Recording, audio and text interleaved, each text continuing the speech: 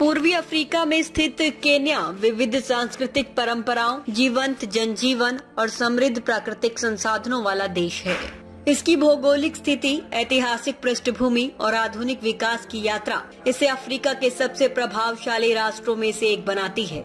Kenya का कोई विशिष्ट स्थापना दिवस नहीं है क्योंकि ये क्षेत्र सदियों से विभिन्न जनजातियों का निवास स्थान रहा है। आधुनिक केन्या की नींव ब्रिटिश उपनिवेशवाद से जुड़ी हुई है। 1920 में इसे ब्रिटिश ईस्ट अफ्रीका प्रोटेक्टोरेट घोषित किया गया और 12 दिसंबर 1963 को इसे स्वतंत्रता मिली। ये दिन आज भी जमहूरी दिवस के रूप में मनाया जाता है। 1964 में केन्या गणराज्य बना और जोमो केन्याटा पहले राष्ट्रपति बने। केन्या का कुल क्षेत्रफल 5,80,367 वर्ग किलोमीटर है, जिसमें से अधिकांश भाग स्थलीय और शेष विक्टोरिया झील जैसे जल स्रोतों से आच्छादित है। भूमध्य रेखा पर स्थित होने के कारण यहाँ विविध जलवायु पाई जाती है। 2024 तक देश की जनसंख्या 5.24 करोड़ आंकी गई है, जिसमें से 73% लोग 30 वर्ष से कम आयु के हैं। ये दर्शाता है कि देश का भविष्य एक युवा और ऊर्जावान पीढ़ी के हाथों में है।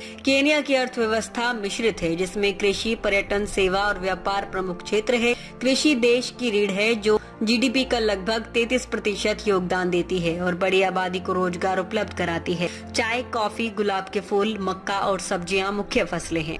2023 में देश का जीडीपी करीब $112 बिलियन था। प्रमुख निर्यात साझेदारों में युगांडा, यूके और नीदरलैंड हैं, जबकि चीन, भारत और यूएई से प्रमुख आयात होते हैं। क्षेत्रीय व्यापार में भी केन्या की भूमिका महत्वपूर्ण है, विशेष रूप से पूर्वी अफ्रीकी समुदाय के अंतर्गत। केन्या का परिवहन तंत्र विकसित होता जा रहा है। स्टैंडर्ड गेज रेलवे, जिसे मदराका एक्सप्रेस कहा जाता है, नैरोबी से मोम्बासा तक चलता है और व्यापार के लिए अहम है। सड़क मार्ग भी व्यापक है, हालांकि ग्रामीण क्षेत्रों में सुधार की आवश्यकता है। जोमो केन्याटा अंतर्राष्ट्रीय हवाई अड्डा और मोम्बासा बंदरगाह अफ्रीका के बड़े व्यापार केंद्रों में शामिल है।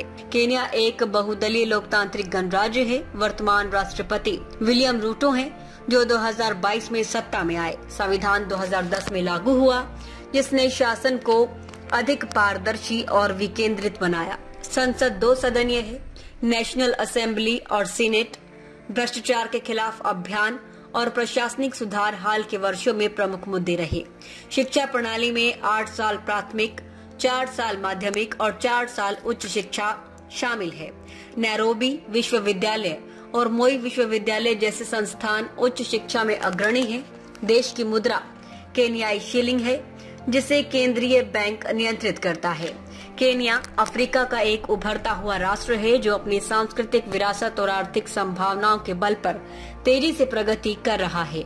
राजनीतिक स्थिरता, युवा जनसंख्या और प्राकृतिक संसाधनों की भरपूरता इसे भविष्य में एक वैश्विक खिलाड़ी बनाने की दिशा में अग्रसर कर रही है।